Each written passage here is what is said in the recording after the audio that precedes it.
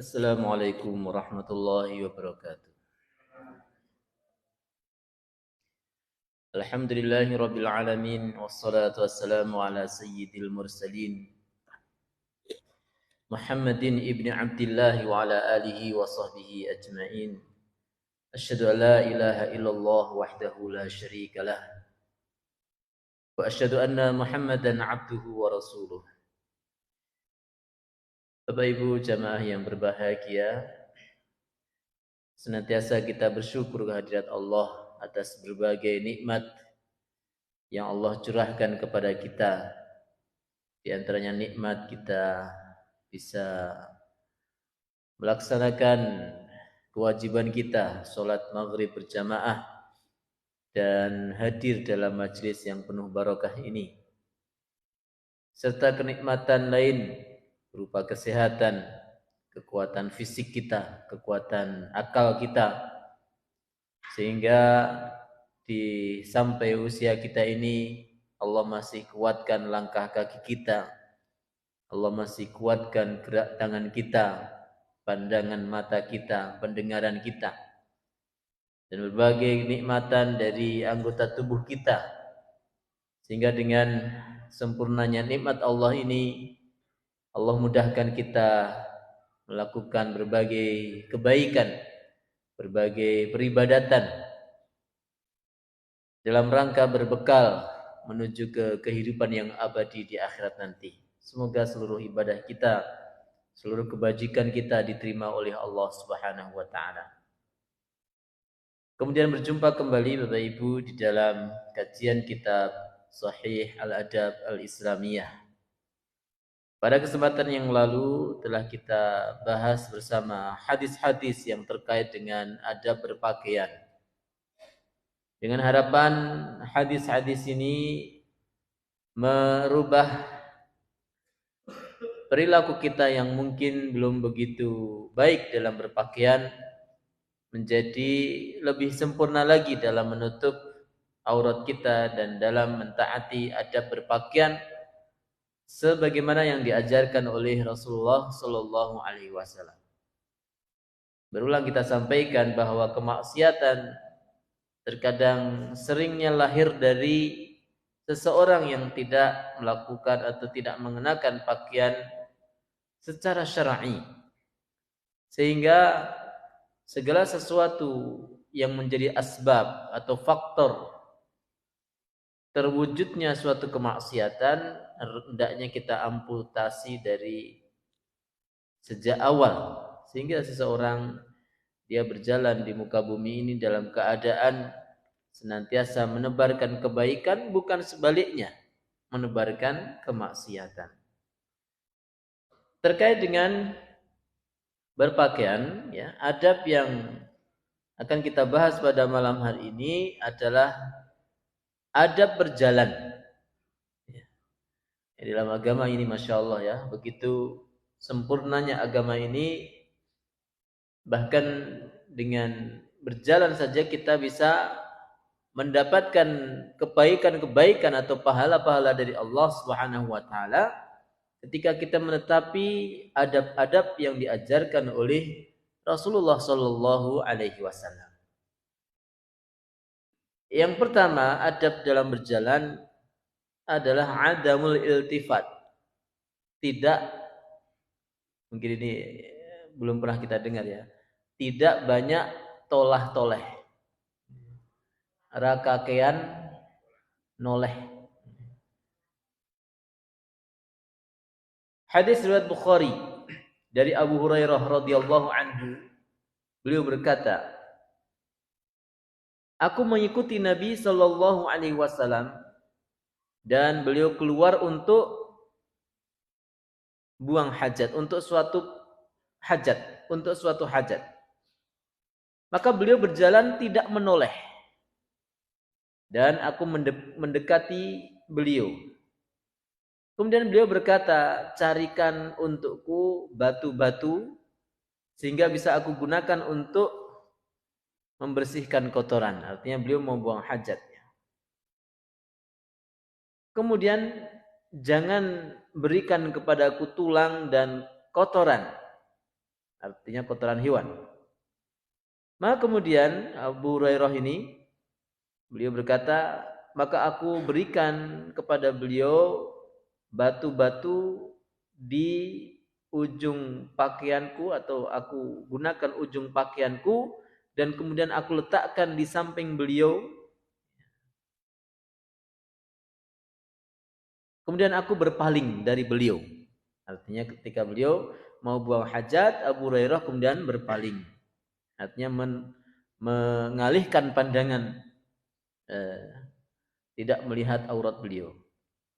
Falamma qadha, kemudian setelah beliau selesai, atba'ahu bihin. Beliau bersihkan dengan batu-batu itu. Dalam hadis ini bisa diambil pelajaran bagaimana cara Rasulullah SAW ketika beliau berjalan. Ya, beliau tidak senang toleh kanan, toleh kiri, toleh belakang.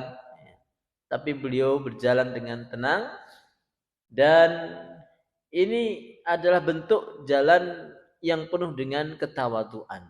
Ya. Karena dengan banyaknya seseorang itu tolah-toleh itu mungkin akan menambah dosa dari pandangan matanya. Mungkin dia akan kesandung. Mungkin dia akan membuat tidak nyaman, ya, orang lain dan sebagainya. Maka ada berjalan yang baik adalah lurus pandangan ke depan, ya sesekali noleh untuk suatu kebutuhan, tapi tidak terlalu sering, sebagaimana dicontohkan Rasulullah sallallahu alaihi wasallam. Dikuatkan dalam hadis Hakim, rawal Hakim wa sahhahahu al-Albani, disahihkan oleh Imam Al-Albani, an Jabirin radhiyallahu anhu, dari sahabat Jabir radhiyallahu anhu, beliau berkata, kana Rasulullah sallallahu alaihi wasallam idza masya lam yaltafit. Rasulullah sallallahu alaihi wasallam apabila beliau berjalan tidak menoleh. Ya, kecuali mungkin dipanggil, ya. Artinya kalau tidak ada hajat tertentu, Rasulullah itu berjalan terus, tidak tolah-toleh, tidak menoleh. Kemudian adab yang kedua adalah berjalan dengan ketawaduan. Tawadhu, rendah diri, rendah hati. Dalam hadis riwayat Bukhari dan Muslim dari Abu Hurairah radhiyallahu anhu, beliau berkata, qala Abu Qasim, Nabi Muhammad sallallahu alaihi wasallam yang dipanggil dengan Abu Qasim, beliau bersabda, bainama rajulun yamshi fi hullatin, ketika seseorang berjalan dengan mengenakan pakaiannya, tu'jibuhu nafsuhu, dan dia merasa bangga dengan pakaiannya tersebut. Ya. Jadi beliau menceritakan, kalau ada seseorang yang berjalan, kemudian dia merasa bangga, merasa besar diri, ya, besar diri atau tinggi hati, karena pakaian yang dia kenakan, murajjilun jummatahu, maknanya adalah dia menyisir rambutnya ke belakang, merapikan rambutnya ke belakang. Artinya seseorang ini dalam keadaan sangat rapi, ya, sampai menyisir rambutnya dengan rapi dan kemudian berpakaian, dan kemudian tu'jibuhu nafsuhu, ujub dia, ada perasaan sombong di dalam hatinya ketika dia berjalan dengan model rambutnya, dengan pakaian yang dia kenakan. Idh khasafallahu bihi, Allah akan hinakan dia. Wa huwa yatajaljalu ila yaumil qiyamah, dan ya dia akan istilahnya terhina, ya, atau tersungkur atau terpuruk sampai hari kiamat. Ini Bapak Ibu yang dirahmati Allah, ini ternyata cara berjalan dengan kesombongan itu adalah sebuah kehinaan. Allah Subhanahu wa taala sangat tidak suka seseorang yang berjalan dengan penuh kesombongan. Nah kemarin ya kita hafalkan sebuah doa ketika kita ketika kita mengenakan pakaian yang baru, yaitu Allahumma lakal hamdu anta kasautanihi as'aluka khairahu wa khaira ma suni'alahu wa a'udzubika min syarrihi wa syarri ma suni'alahu. Yang pada intinya kita bersyukur atas nikmat pakaian yang Allah berikan kepada kita ini, dan kita bermohon kepada Allah supaya apa? Supaya lahir kebaikan dari pakaian tersebut. Bukan sebaliknya. Dengan pakaian itu justru kita bertambah dosa karena rasa sombong, rasa riya, rasa ujub, ya, rasa besar diri, ya, bangga dengan dirinya, atau biasa dikenal dengan ujub, ya, dengan pakaian yang kita kenakan itu. Jemaah yang dirahmati Allah, sebagus apapun pakaian kita, jangan pernah menjadikan diri kita ini orang yang sombong, ya, mentang-mentang bisa beli pakaian bermerek, ya, mahal. Pakaian termasuk juga apa semua aksesoris yang nempel di pakaian, ya, ibu-ibu, ya, misalnya tas, ya, demeh suatu tas larang, ya. Jadi berjalan dengan kesombongan, wah pun duit tas anyar, wis tas larang. Atau termasuk juga sepatu, termasuk juga jilbab, termasuk semua apa yang kita kenakan. Sampai cadar sekalipun, ya. Sampai surban sekalipun, sampai apa ya, semua yang nempel di pakaian kita jangan sampai menjadikan diri kita ini berjalan dengan sombong, karena akan dihinakan Allah Subhanahu wa taala, wal a'yadu billah. Maka artinya pelajarannya adalah ketika ini sebuah larangan, berarti ini adalah sebuah perintah kebalikannya, gitu ya. Jadi kalau kita membaca sebuah nas ini sebuah larangan, berarti itu perintah kebalikannya. Larangan berjalan dengan sombong berarti perintah berjalan dengan tawadhu, gitu ya. Larangan berkata kasar berarti perintah untuk berkata lembut. Larangan melakukan kesyirikan berarti perintah untuk melakukan ketauhidan. Dalam hal ini Bapak Ibu yang dirahmati Allah SWT, seorang muslim dan muslimah yang dicintai oleh Allah adalah mereka yang berjalan dengan penuh ketawadhuan. Kemudian hadis yang berikutnya, hadis panjang dari Imam Ahmad dengan sanad hasan dari Busr bin Jahash al-Qurashi radhiyallahu anhu, bahwasanya Nabi sallallahu alaihi wasallam meludah suatu hari di tangan atau di telapak tangannya. Jadi satu hari Rasulullah meludah di telapak tangannya. Kemudian beliau meletakkan jari-jari di atas telapak tangannya. Ya. Beliau meludah, kemudian meletakkan jari beliau di atas tangan yang beliau ludahi itu. Mungkin ya diludahi terus beliau seperti ini.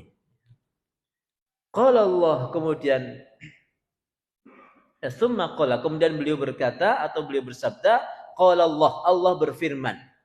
Ini berarti beliau sedang membacakan hadis qudsi, yaitu firman Allah yang tidak tersebut di dalam Al-Quran.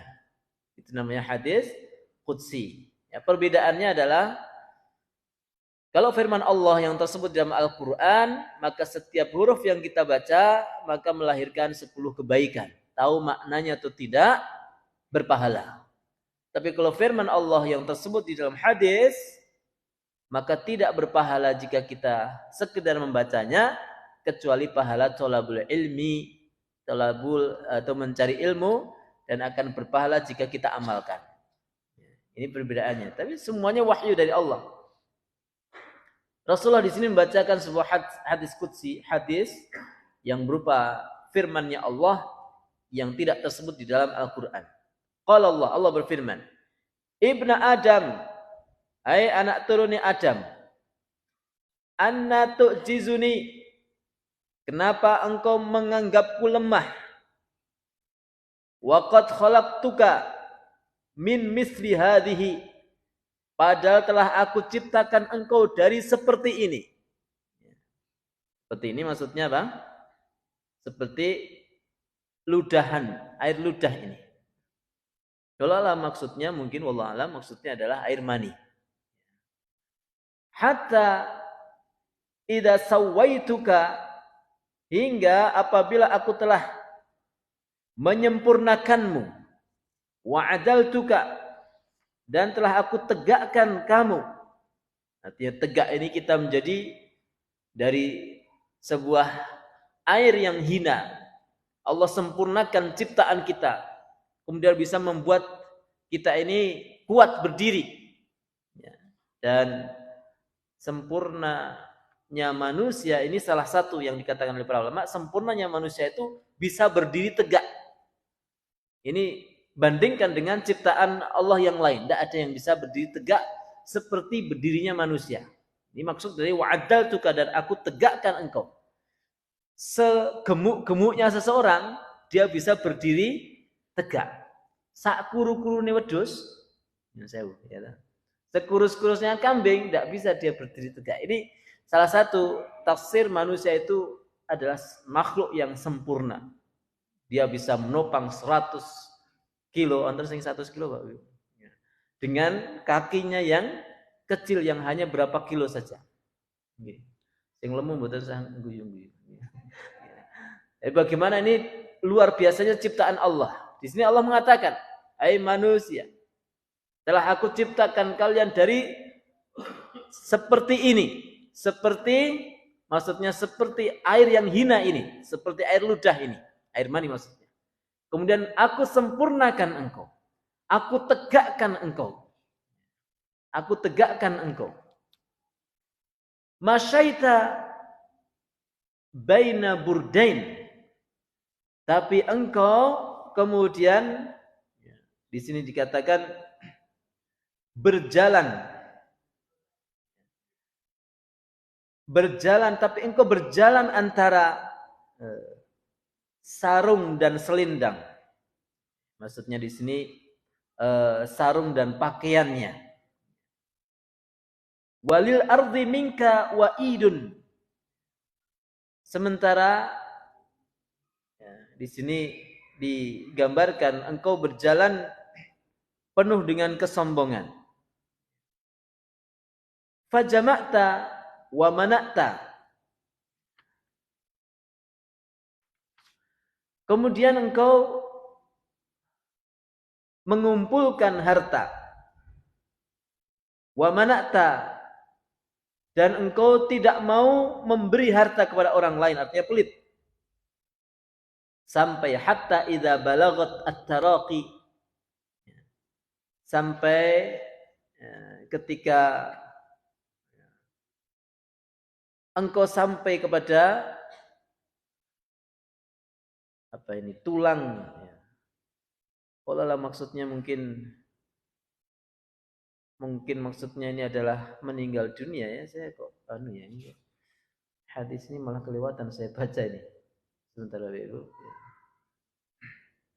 Tentang hadis qudsi.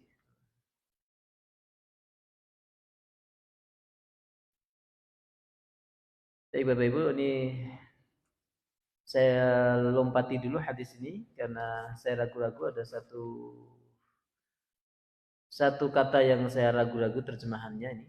Hatta idza balagat at-taraqi. Insyaallah saya sampaikan di kesempatan yang akan datang. Hadis ke-98. Baik, mohon maaf. Kita lanjutkan Bapak Ibu ke hadis yang berikutnya ya, terkait adab berjalan, masih ada berjalan.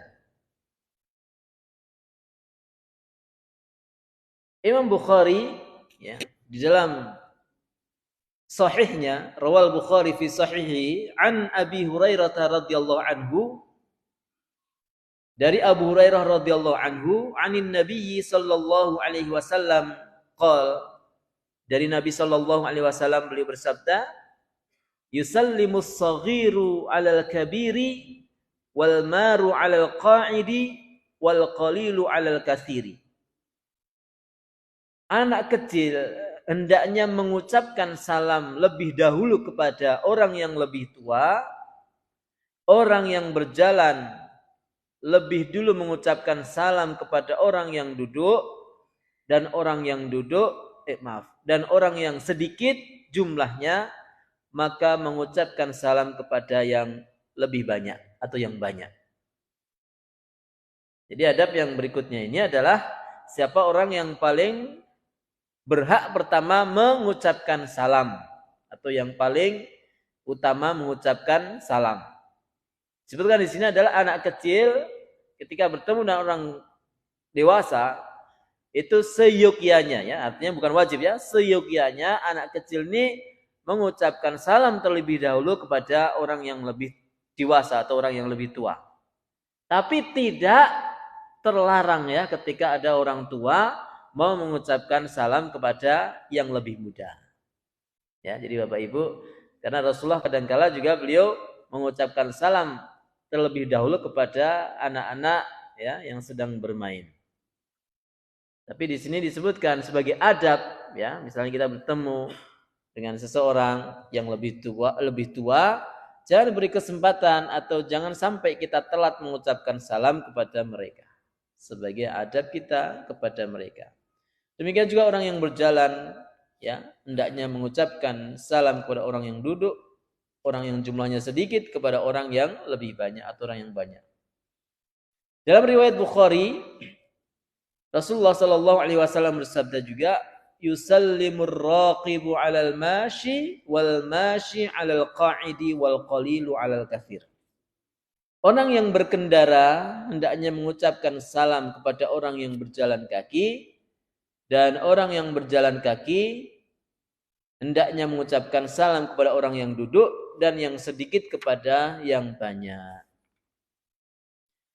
Jadi apalagi kalau masuk di gang, ya, atau di jalan-jalan yang kecil, ya, Bapak Ibu, maka sebaiknya, ya, kita misalnya naik mobil, ya, buka kacanya, kemudian kita mengucapkan salam kepada orang yang berjalan kaki atau orang yang duduk di samping jalan.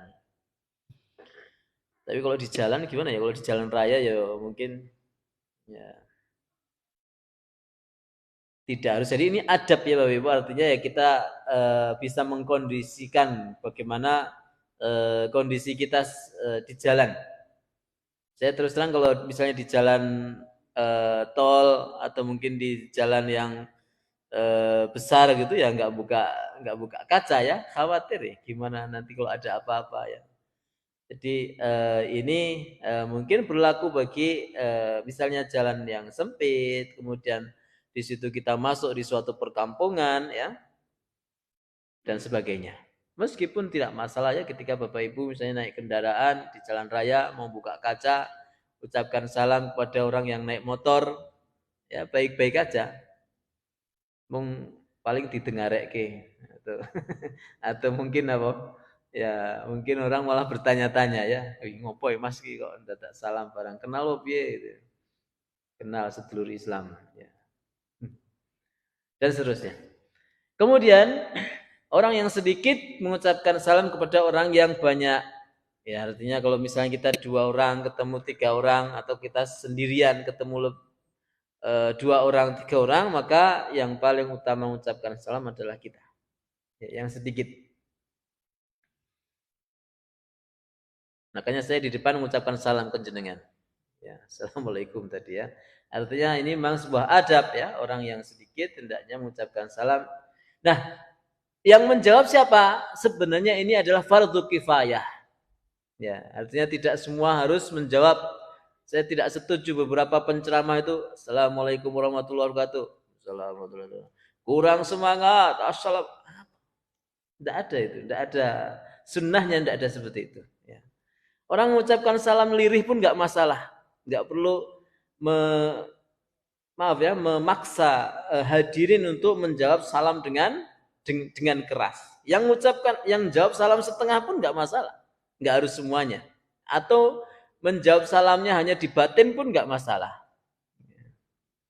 Demikian juga ketika WA dijawab dengan Misalnya kita salam ke seseorang, Assalamualaikum Pak, apa kabar? Terus dia jawabnya dengan mengucap, tidak dengan menulis, itu juga nggak masalah. Atau dibatin juga nggak masalah. Tidak harus ditulis. Yang penting adalah menjawab. Jamaah yang dirahmati Allah SWT. Kemudian adab yang keempat adalah ayul qiyas salam ala jami'il muslimin. Mengucapkan salam kepada orang-orang muslim, kumpulan orang-orang muslim. Faqad rawal Bukhari an Abdullah bin Amr radhiyallahu anhuma anna rajulan sa'ala Rasulullah sallallahu alaihi wasallam. Hadis dari Abdullah bin Amr radhiyallahu anhuma, ayyul islami khairun, Islam apa yang baik? Qala, beliau menjawab, tut'imut ta'ama wa taqra'us salama ala man 'arafta wa man lam ta'rif. Kamu berikan makan, kamu ucapkan salam kepada yang kamu kenal dan orang yang tidak kamu kenal. Ini ayyul islami khairun, maksudnya ajaran Islam mana atau adab Islam yang seperti apa yang bagus. Artinya ini salah satu adab para sahabat radhiyallahu anhum ajma'in, bagaimana mereka ini senantiasa pengen belajar terus kepada Rasulullah. Salah satunya di sini mereka pengen diajari Islam yang seperti apa atau adab yang seperti apa yang bagus di dalam agama ini. Maka Rasulullah mengatakan tut'imut ta'am, kamu beri makan. Ini salah satu sunnah yang kadang suka terlewatkan Bapak Ibu. Dengan tetangga, ya hendaknya kita bisa hidupkan lagi budaya ini, senang memberi makan. Bahasanya saiki nraktir gitu ya. Ya, nraktir. Kalau nggak bisa belikan makan di warung, ya masakkan di rumah. Rakitan karo tempe goreng. Ya. Atau apalah. Karena ini adalah adab. Adab. Tidak harus kepada orang miskin Bapak Ibu. Orang kaya pun kita traktir boleh. Orang yang dia banyak duit, ini sebuah sunnah, nggak masalah. Karena dengan berkumpulnya kita makan-makan dengan saudara kita itu akan muncul keberkahan, kemudian hubungan yang baik. Dan sebaliknya juga nggih Bapak Ibu, kalau jenengan diajak jajan, diajak ditraktir sama teman, lega ke kudu gelem. Ngoten nggih Pak Jimin. Ya. Jadi kita menghormati teman, bukan wah saya kenyang ya Mas. Kenapa? Kita ketika menjawab undangan makannya berarti kita menjadi wasilah, ya, wasilah lahirnya pahala dari makan-makan itu. Kita dapat pahala, orang yang menraktir atau yang ngajak makan kita itu juga mendapatkan pahala. Ya. Dan jajan itu betul, ini dalam hadis ini ya bisa dikatakan sebuah sunnah ya ketika kita niatkan untuk memberi makan orang lain. Wa taqra'us salam, dan kemudian membacakan salam.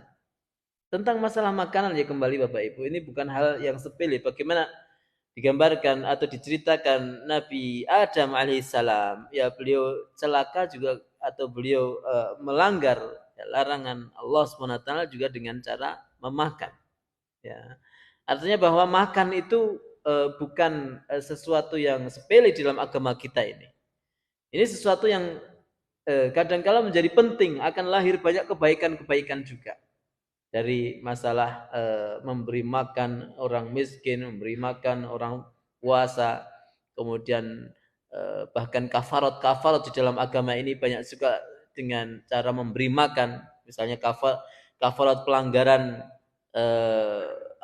pelanggaran sumpah, ya itu juga it'amu asyarati masakin, memberikan makanan kepada orang-orang miskin. Kemudian kafarat pelanggaran haji atau dam haji, itu juga kafaratnya juga memberi makan juga ya 10 orang miskin. Ini maksudnya adalah bahwa agama ini sangat memperhatikan ya tentang makanan yang berasal dari orang soleh kepada orang yang soleh. Ya. Jadi kalau makanan itu sumbernya dari orang yang baik, kemudian ditawarkan kepada kita, jangan pernah nolak, Pak. Jangan pernah menolak, Bu. Kalau itu makanan yang betul-betul halal barokah, ya, diberi oleh orang yang baik, ambil. Karena bisa jadi dengan kita makan makanan yang barokah itu, yang betul-betul asli halalnya itu, kita mendapatkan kebaikan-kebaikan dari jasmani kita, dari rohani kita, dari iman kita. Jadi tentang masalah makanan ini menjadi salah satu sumber lahirnya kebaikan-kebaikan juga. Wa taqra'us salam. Kemudian yang kedua adalah membaca salam, mengucapkan salam ala man arafta, kepada orang yang kamu kenal, wa man lam ta'rif, dan yang tidak kamu kenal. Artinya ya, dalam mengucapkan salam itu tidak harus kepada orang yang kita kenal. Orang yang tidak kita kenal, monggo ucapkan salam. Ini salah satu dari adab yang baik orang-orang Arab itu, kalau mereka ketemu siapapun tuh mengucapkan salam meskipun tidak kenal. Di masjid, di kereta, di bis, itu kebiasaan orang Arab tuh assalamualaikum, assalamualaikum. Tapi kita ini kadangkala pengajian 2 jam karo sanding we ora kenal. Ya, karena apa? Karena tidak mau mengucapkan salam. Ya. Atau kadangkala kita naik bis dari Jogja sampai Jakarta, itu sampai Jakarta duduk 8 jam karo sanding we ora kenal. Ya. Karena tidak mau ngobrol, meneng nesu-nesunan, padahal ora nesu. Cuma karena budaya kita yang belum terbiasa untuk salam dan kenalan dengan orang yang tidak kita kenal. Ucapkan salam Bapak Ibu ya, pada siapa yang kita kenal dan yang tidak kita kenal. Wa man lam ta'rif. Kemudian adab yang kelima adalah ilqa'us salam ala sibyan. Mengucapkan salam kepada anak-anak kecil. Fa fi sahihaini an Anas bin Malik radhiyallahu anhu annahu marra ala sibyanin. Dalam hadis Bukhari Muslim dari Anas bin Malik radhiyallahu anhu bahwa beliau melewati anak-anak kecil. Fasallama alaihim, kemudian beliau mengucapkan salam atas mereka. Waqal, dan beliau berkata, kana Nabi sallallahu alaihi wasallam yaf'aluhu. Beliau mengatakan dulu Nabi melakukannya. Ya, Anas bin Malik, beliau berjalan ketemu anak-anak kecil, beliau kemudian mengucapkan salam. Padahal adabnya anak kecil yang mengucapkan kepada orang tua, tapi Anas bin Malik melakukan ini dan beliau kemudian berdalil Rasulullah dulu melakukannya. Sunnah Bapak Ibu, misalnya kita melewati lapangan atau mungkin tempat bermain, di situ ada anak-anak kecil, ucapkan salam, assalamualaikum, sehat kabeh le. Nah, ini sunnah sebagaimana yang biasa dilakukan oleh Rasulullah sallallahu alaihi wasallam. Kemudian yang keenam adalah menghilangkan gangguan dari jalan. Menghilangkan gangguan dari jalan. Hadis Bukhari dan Muslim dari Abu Hurairah radhiyallahu anhu, anna Rasulullah sallallahu alaihi wasallam qala, bainama rajulun yamshi bi tariqin wajada ghusna syaukin 'ala at-tariqi fa akhkharahu fa akhkharahu fa syakarallaha lahu fa ghafara lahu. Rasulullah sallallahu alaihi wasallam beliau bersabda, ada seseorang, ya, seorang laki-laki berjalan di suatu jalan, kemudian beliau mendapati sebuah kayu yang berduri di tengah jalan. Kemudian dia jauhkan, fa akhkharahu, itu jauhkan, artinya dia singkirkan duri atau kayu yang ada durinya itu. Fa syakarallahu lahu, kemudian dia bersyukur kepada Allah. Dia bersyukur kepada Allah. Fa ghafara lahu, dan kemudian Allah ampuni dia. Hadisnya seperti ini. Jadi bersyukur, wallahu alam, maksudnya bersyukur kepada Allah artinya mungkin dia bersyukur, alhamdulillah ini ada ladang amal, alhamdulillah ini belum melukai seseorang, alhamdulillah saya diberikan kesempatan Allah untuk berbuat ini. Bisa jadi seperti itu ya. Penuh dengan syukur orang ini. Jadi jalan-jalan ketemu duri, kemudian dia singkirkan duri itu dan dia bersyukur kepada Allah. Bersyukur kepada Allah, alhamdulillah ini duri belum menyelakani siapapun, sudah saya singkirkan. Fa ghafara lahu, maka Allah ampuni dosa-dosanya. Ya, Bapak Ibu, ini eh, ini beda dengan orang yang tidak punya iman. Kalau ada duri, ada sesuatu yang mengganggu di jalan, bukannya dia bersyukur diberikan ladang amal oleh Allah, tapi malah suudon, sopo sing guang nong kene iki. Mesti tukang tambal ban iki. Nah, jadi dia malah justru seharusnya dia mendapatkan pahala, tapi justru mendapatkan dosa. Pripun Pak Syafi'i?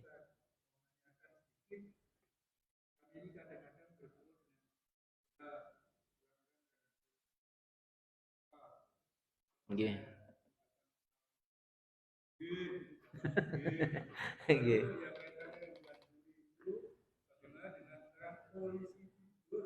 Polisi tidur. Nggih, Pak. Yang jangan tetap mendapatkan pahala, Pak. Ya, karena jangan mengucapkan salam itu jenengan sudah melakukan sunnah Nabi. Ya, artinya jangan tidak dipernah. Orang yang tidak menjawab ya dia berdosa ya. Karena menjawab salam itu wajib. Mengucap salam itu sunnah, menjawab salam wajib. Sehingga ketika ada orang jawab nggih, jenengan ya wis mboten sah nggih. Pokoknya intinya jenengan sudah mengucapkan salam. Ya, Masya Allah nggih. Nomor dua terkait masalah polisi tidur ya ini. Ya, polisi tidur ini kalau sampai mengganggu orang yang bikin ya berdosa. Ya. Kalau sampai mengganggu ya, karena beberapa jalan kadangkala itu dibuat polisi tidur yang betul-betul sangat menyulitkan ya para pengendara sehingga ibu-ibu yang hamil sehingga ada yang keguguran, orang yang bawa telurnya pada pecah sehingga gerabah itu do pecah kasongan tuh ya. Sehingga ini termasuk gangguan di jalan. Seharusnya seseorang itu memberikan kenyamanan orang berkendara, ini malah justru mengganggu. Alasannya ada orang yang ngebut dan sebagainya, ya tinggal kasih tulisan. Ya, kalau misalnya ada yang ngebut lagi, peringatkan lagi, tulisan kalau perlu yang banyak. Jangan gara-gara ulah satu dua orang, kemudian mendolimi kebanyakan orang. Kalau sudah terlanjur gimana? Ya bongkar kalau bisa. Ini termasuk Bapak Ibu, hati-hati. Jalan ini sekali lagi adalah tempat kita mendapatkan pahala atau sebaliknya. Tapi kalau yang buat pemerintah gimana Ustaz? Ya kalau yang buat pemerintah jangan dibongkar Pak. Kena undang-undang jenengan. Ya. Karena saya pernah baca bahwa polisi tidur itu ada ukuran-ukuran tertentu dan itu yang membuat hanya pemerintah. Enggak boleh seseorang individu membuat sendiri di depan gang langsung dia buat polisi tidur enggak boleh. Apa sih bahasa lain polisi tidur nggih? Engko ndak salah paham ini. Maksudnya ini gundukan tanah loh Bapak ya. Santri-santri enggak paham nanti polisi tidur tahu enggak? Ya, maksudnya gundukan yang supaya orang kalau naik motor itu enggak banter. Tidak ada larangan seseorang naik motor banter. Larangannya adalah kalau membahayakan. Membahayakan. Jadi Bapak Ibu ini betul ini. Jangan kita bermudah-mudah menutup jalan, menghalangi jalan, ya. Karena jalan adalah miliknya orang banyak, bukan hanya orang muslimin. Termasuk maaf ya, kadangkala memaksakan hajatan kita di jalan sehingga banyak orang yang harus putar balik tempat yang jauh, ada orang yang pengen ke PKU harusnya tempatnya dekat harus muter padahal dia sakit, padahal dia harus segera melahirkan. Banyak hal yang terjadi di jalan sehingga bagaimana caranya kita ini memberikan kemudahan dan kebaikan kepada orang-orang yang berjalan di depan rumah kita. Bapak Ibu, demikian yang bisa kita sampaikan. Rupanya ada beberapa adab yang belum kita baca, ya semoga nanti bisa kita selesaikan kesempatan yang akan datang. Mohon maaf atas segala kekurangan kekhilafan. Wa akhiru da'wana sallallahu ala nabiyina Muhammadin wa ala alihi wa sahbihi ajmain. Assalamualaikum warahmatullahi wabarakatuh.